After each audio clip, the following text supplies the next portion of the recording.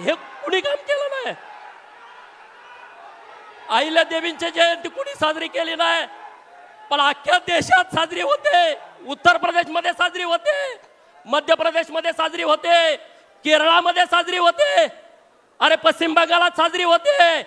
एकमेव महापुरुष अहिल्या देवींची जयंती अखंड देशामध्ये साजरी होते. मित्रांनो, आम्ही तुमच्या कायम ऋणात राहू. अहिल्या देवींना तुम्ही इतका सन्मान दिला, कारण अहिल्या देवीने काम सुद्धा या देशासाठी केलं होतं.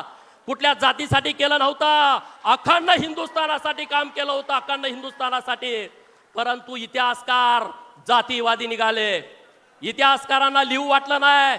सुभेदार मल्हारराव होळकर एका मेंढपाळाचा पोरगा, अरे ज्याचा बाप राजा नव्हता, ज्याची आई राणी नव्हती, एका मेंढपाळाच्या पोटी जन्मलेला मेंढक्याचा पोरगा स्वतःच्या हिमतीवरती, धाडसावरती, पराक्रमावरती आणि तलवारीच्या पातीवरती सुभेदार होतो.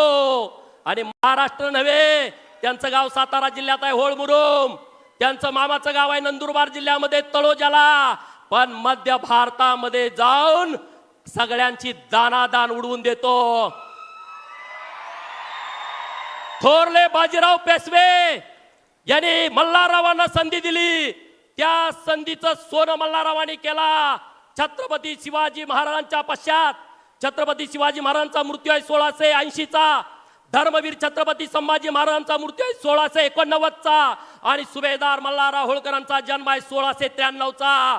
छत्रपती शिवाजी महाराजांच्या नंतर हे हिंदवी स्वराज्याची पताका खांद्यावरती कुणी घ्यायची असा बाका प्रसंग पुढे आला होता.